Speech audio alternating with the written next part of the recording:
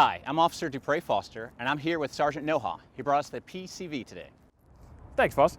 So the police command vehicle, that you see behind you, is a roughly 40-foot police command vehicle that's built on a Ford F-750 chassis. It's built by a company for us up in Maryland. Just now had it for almost about a year. We use it for a lot of different things. Our SWAT team uses it, our crisis negotiation team uses it, our crash reconstruction team. Right now it's the favorite vehicle of our UAS team, which is the unmanned aerial system. It's our drone guys. Nice. You want to come around? I'll gladly show it to you. Let's look around. What's this TV on the outside here? What is that? This is exactly what we were talking about. Our drone guys love it. So it's got all the power, it's got all the generators, it's got all the connections. We put our guys right here, controllers in hand, drone in air. They're feeding all their stuff to the TV, all their power to charge everything up. Good to go. We can keep our little drones in the air for as long as we need them, as long as those batteries will let them. I noticed that it's all black. It's pretty cool looking. It is. The chief was given this grand proposal, and we went through and went back and forth what we wanted to do, mark, unmark, lights here, lights there. It's actually a pretty fun process. I was lucky enough to be kind of involved in the base of building this thing. The design is all the police departments in conjunction with our tech ops company that built it for us. We went through and went almost nuts and bolts. Nice. From being able to use the roof itself to the emergency access windows. There's small little things on here that were really kind of the brainchild of some research with other Hampton Road cities.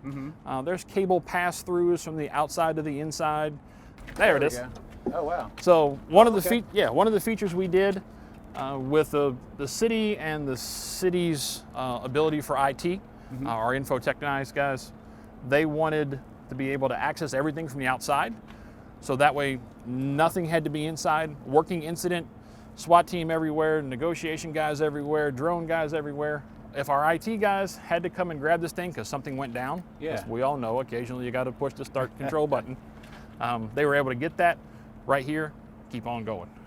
That's a pretty good idea. Yep. I would never have thought about something like that. No, it was amazing. We sat down with the captains and the chief and the deputy chief, and we really kind of figured out what the department wanted, what the department needed, and the big thing that we needed space.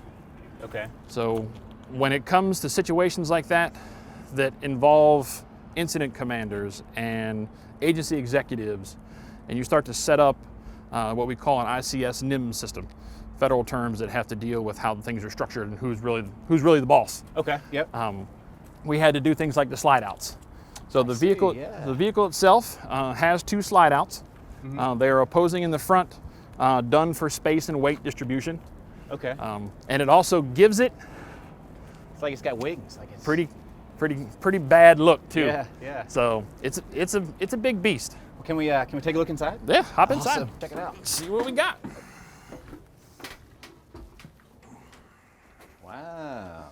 So these are the inside of the two slide outs we just talked about outside. Okay. So it almost pretty much doubles your workspace. With the 5 individual workspaces, 1 radio per side, communication is a huge thing for us. You know that.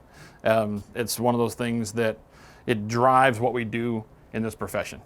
Everybody talks about location, location, location, where you're at, what you're doing. This vehicle is where you're at. Yeah. And in here is where it's doing. So all these chairs and things, who would be using these chairs like when this vehicle's been used? That's the best thing about the vehicle itself, is that it's set up for almost anything we want it to do. If we had the command staff in here who needed to grab seats, turn inward, and do their own little conference thing, they could. We've got the back section we'll show you here in a second that's set up maybe for our negotiations if we're dealing with a barricaded subject, a wanted subject, some type of hostage situation. Okay. We can use the back section for that. The command staff can be in the front. Our intel guys that do all of our intel gathering, all the backgrounds, all that stuff, they can be up here. Nice, nice. We've used our dispatchers up here once or twice, depending on the situation. Yeah, I see all the connections you got up here and stuff. Everything sets up. The 2 TVs behind us are actually run by HDMI ports off to our sides. So our laptops, all of our officers carry laptops in the cars with them. Nice. So that's why here you don't see desktops. Ah, okay. Makes sense. Yeah. Looks kind of empty. Yeah, it looks like a big office because it's kind of a big office. We carry the tech with us, which is a fantastic thing that we do here in Chesapeake, in that our laptops come out of the cars with us. So we take advantage of that. I've had, recruiting. I've had some officers from other departments like, "Wow, your laptops come out. Ours are like stuck in the car." Yeah, the KDT systems are stuck, or NDT. They're stuck in the cars. So with us and the tough books, grab it out, come in here. You're still doing work. We're going backwards in the middle section. Okay. Galley, storage, all microwave of our control and fridge. Hey. See, two important things. The coffee pot's kind of hidden underneath one of the storage cabinets. So we're good. Okay. It comes out every now and then. With this, it is basic essentials, and we prepare for long term. And in this vehicle, we can do long term. 5 hours maybe on an incident. Yep. Actually, what the FBI says, the national average for call-outs, which involves those subjects, the barricaded, wanted, all that, is right around 4 hours.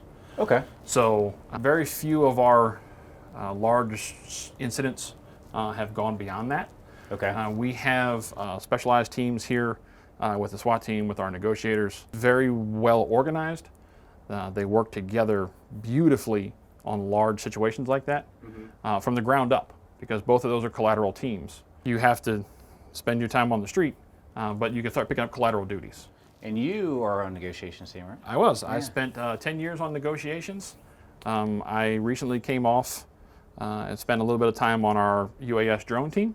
Okay. And then I came off of that because my wife and I had twin girls.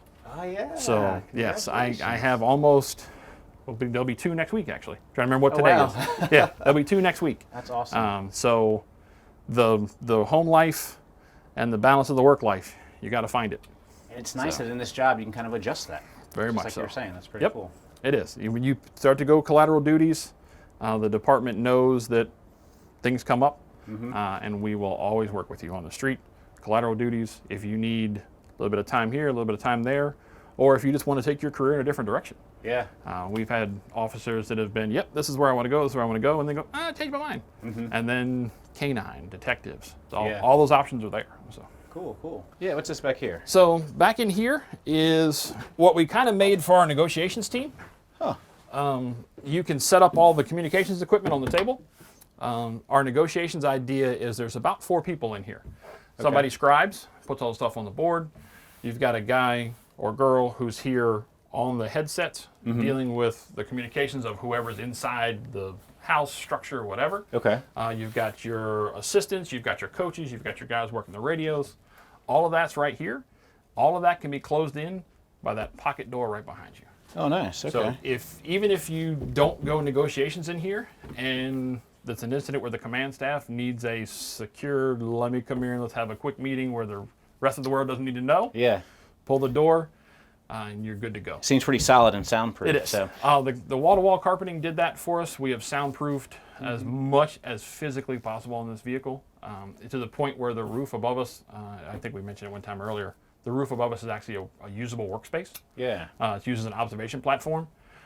So we had to do the ceiling and the soundproofing as well to make that. So, last thing, Sergeant Noha. What is something for someone who's aspiring to be a police officer, maybe just like you, what's some advice you can give them about the careers in law enforcement? This career is more than a career, it's more than a job. It's almost a lifestyle. I was born and raised in this city. I work in this city. I will not leave. My family will be here for as long as I can do it. If you want to do this job, you have to want to do this job. This career is more than a career, it's more than a job. It's almost a lifestyle. It affects you, it affects your family. And if you're in, you're in. And you got to kind of go wholeheartedly into it. Yeah.